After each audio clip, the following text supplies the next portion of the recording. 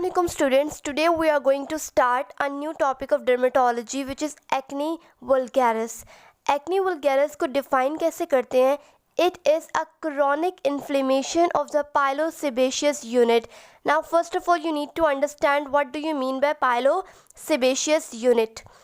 Pilosebaceous unit actually consists of three things, that is hair follicle, hair shaft and the sebaceous gland. तो यहाँ पे देखें, यहाँ हमारे पास क्या है, this is the hair follicle and this is the hair shaft and this is the sebaceous gland. तो ये तीनों चीज़ें मिलकर क्या बनाती हैं? पाइलोसेबेशियस यूनिट बनाती हैं. और पाइलोसेबेशियस यूनिट की क्रॉनिक इन्फ्लेमेशन को हम क्या कहते हैं? एक्ने वल्गैरिस कहते हैं. This disease is extremely common. जब प्यूबर्टी पे स्टार्ट होती है 90% एडोलेसेंट्स को जो है ये इफ़ेक्ट करती है. मेन पैथोजेनेसिस के पीछे क्या होती है कि पैथोजेनेसिस ये है कि जो सेबेशियस ग्लैंड है वो बहुत ज़्यादा सीबम प्रोडक्शन इंक्रीज़ कर देते हैं. एक तो सीबम प्रोडक्शन इंक्रीज़ हो जाती है. सेकेंडली हमारे पास क्या होता है कि जो पाइलोसेबेशियस यूनिट्स होते हैं या उन्हें हम पाइलोसेबेशियस डक्ट्स भी बोल सकते हैं, यहाँ पे हमारे पास प्रोपियोनोबैक्टीरियम एक्निस, ये एक बैक्टीरिया, ये वहाँ पे आके कॉलोनाइज करने लग जाता है, प्रोलिफरेट करने लग जाता है, जिसकी वजह से पाइलोसेबेशियस डक्ट्स में इन्फ्लेमेशन होती है, बहुत ज़्यादा हाइपर कॉर्निफिकेशन होती है, यानी कि जो हॉर्नी टिश्यूज़ होते हैं उनकी फॉर्मेशन इंक्रीज़ हो जाती है, बहुत ज़्यादा थिकनिंग हो जाती है, और जिसकी वजह से एट द एंड जो है पाइलोसेबेशियस डक्ट्स जो है उनकी क्या हो जाती है? ऑक्लूजन हो जाती है. सेबेशियस जो सीबम एक्सक्रीशन है वो किस वजह से इंक्रीज़ करती है? एक तो वजह हो सकती है उसकी puberty and second reason is the hormones. Which hormones are responsible for sebum excretion? These are androgens and progesterone. जबकि जो ईस्ट्रोजन होता है ये सीबम की एक्सक्रीशन को डिक्रीज़ करता है. इसके अलावा इसकी पैथोजेनेसिस में जेनेटिक फैक्टर्स भी बहुत इंपॉर्टेंट रोल प्ले करते हैं. Now we'll study about the clinical features. Acne जो है वो ज़्यादातर किन रीजन्स को इफ़ेक्ट करती है? It effects the face and the trunk reason. इसके अलावा क्या क्लिनिकल फीचर होता है कि बहुत ज़्यादा सबोरिया क्या होता है कि हमें सीबम प्रोडक्शन इंक्रीज़ हो रही है, जिसकी वजह से स्किन के ऊपर बहुत ज़्यादा ग्रीसीनेस फील हो रही होती है, ऑयली स्किन हो रही होती है. इसके क्लिनिकल फीचर्स में जो अगर लीजन्स की बात करें तो हमारे पास दो तरह के लीजन्स होते हैं. एक हमारे पास इन्फ्लेमेटरी लीजन्स होते हैं और एक हमारे पास नॉन इन्फ्लेमेटरी होते हैं.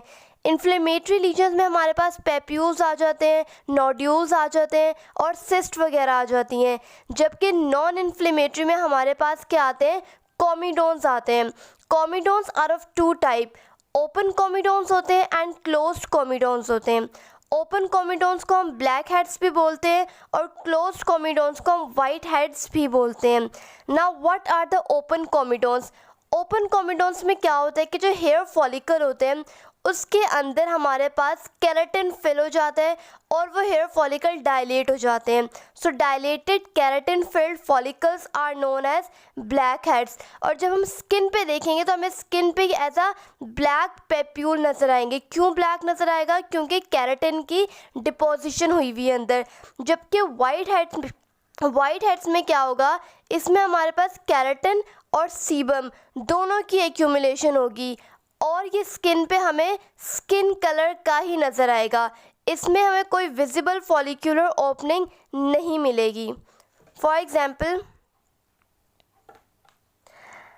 This is an example of black head.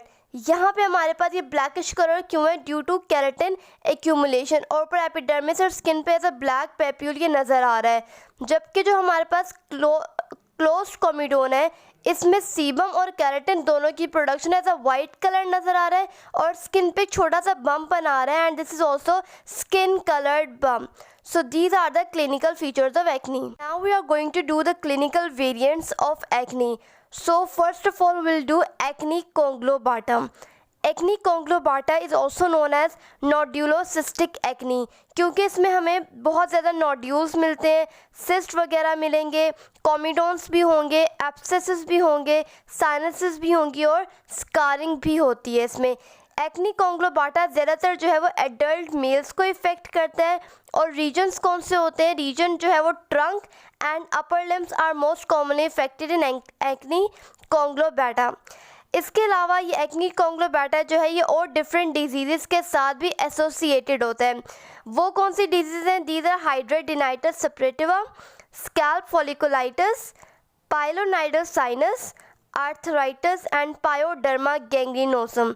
इसमें हमारे पास हमें ग्रुप्ड कॉमिडोन्स मिलते हैं, और अगर जो है बहुत क्रॉनिक स्कारिंग हो रही है तो मैलिग्नेंसी के रिस्क भी इंक्रीज़ हो जाता है।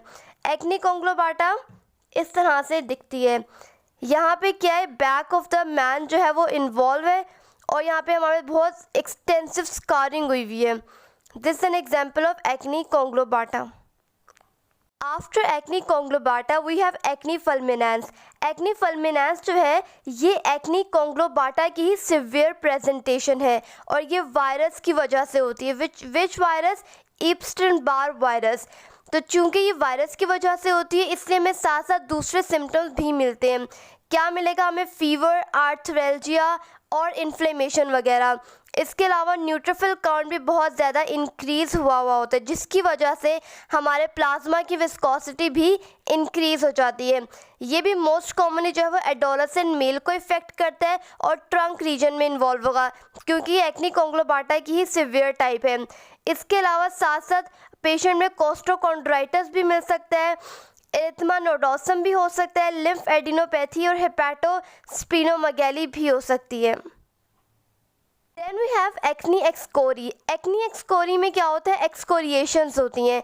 किस वजह से होती हैं? ये सेल्फ इन्फ्लिक्टेड होती हैं, यानी कि हमारे पास फेस पे एक्नी है, उस एक्नी की कंटिन्यूस पिकिंग की वजह से स्कारिंग वगैरह हो जाती है। It is known as acne excoriee, और ये ज़्यादातर टीनेज गर्ल्स को इफ़ेक्ट करती है, और उनमें साइकोलॉजिकल और पर्सनैलिटी इशू भी हो सकता है।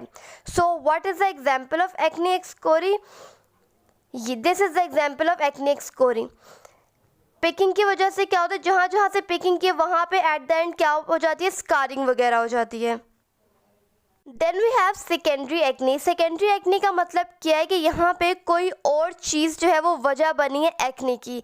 सेकेंडरी एक्नी को अगेन दो में क्लासीफाई करते हैं, कॉमिडोनल एक्नी में और पस्ट्यूलर एक्नी में।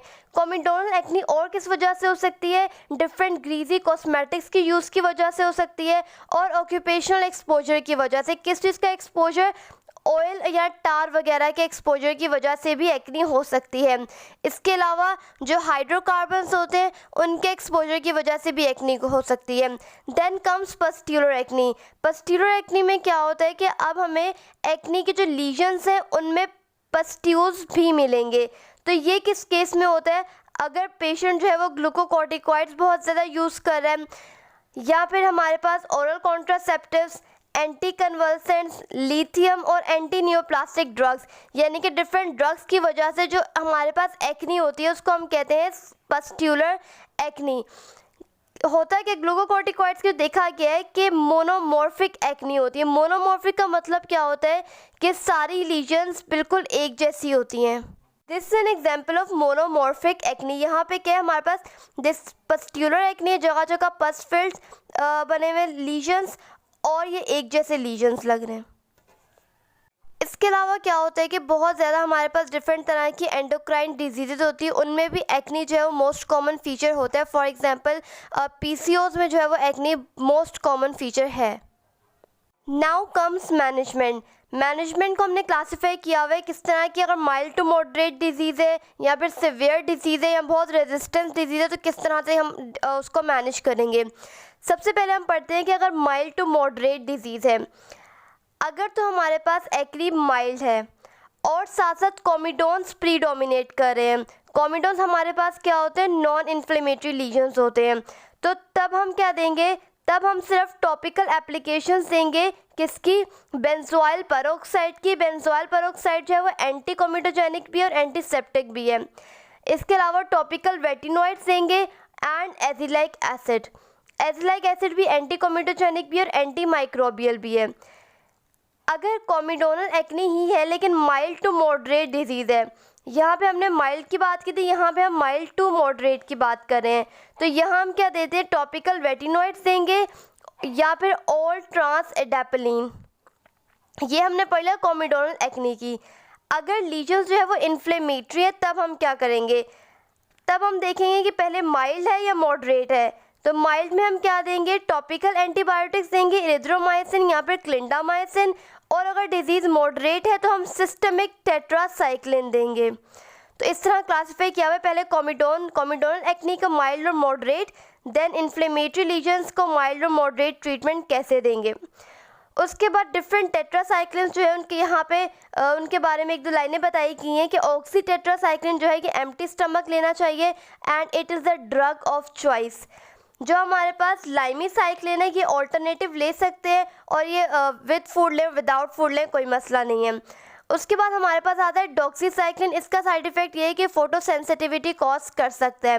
Then comes minocycline. मीनोसाइक्लिन जो है वो बहुत फ्रीक्वेंटली यूज़ नहीं होता है, क्यों, उसके साइड इफ़ेक्ट्स की वजह से। What are the side effects, minocycline can cause hyper pigmentation, auto immune hepatitis and drug induced lupus. इसके अलावा हमारे पास इरिथ्रोमाइसिन और ट्राइमेथोप्रिम वगैरह ड्रग्स भी हैं। यहाँ पे कह रहे हैं कि जो विमेन है अगर उन्हें सीबम प्रोडक्शन डिक्रीज़ करनी है तो वो ओरल कॉन्ट्रासेप्टिव्स भी यूज़ कर सकती है, उसकी वजह से भी सीबम प्रोडक्शन डिक्रीज़ हो जाती है।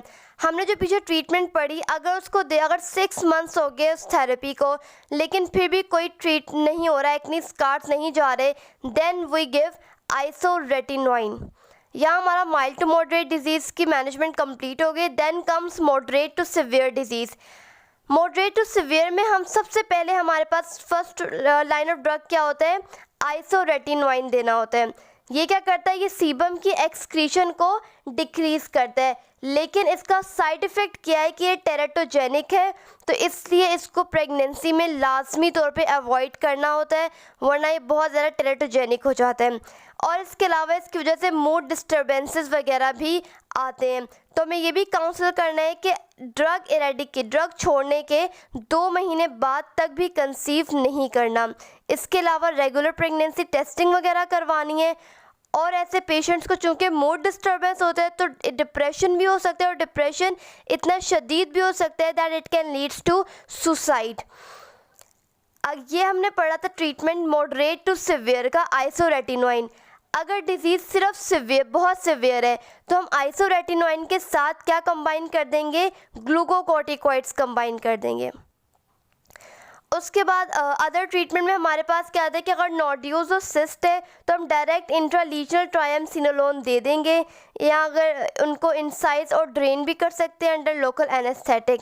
अगर स्कार्स बन गए, किलोइड स्कार्स बन गए, तो हम उसके अंदर ग्लूकोकॉर्टिकॉइड्स इंट्रालीजनल दे सकते हैं। सिलिकॉन ड्रेसिंग्स और लेज़र वगैरह, microdermabrasion, chemical peeling, localise excision, ये नोड्यूल्स और ये किलोइड स्कार्स के रिमूवल के लिए।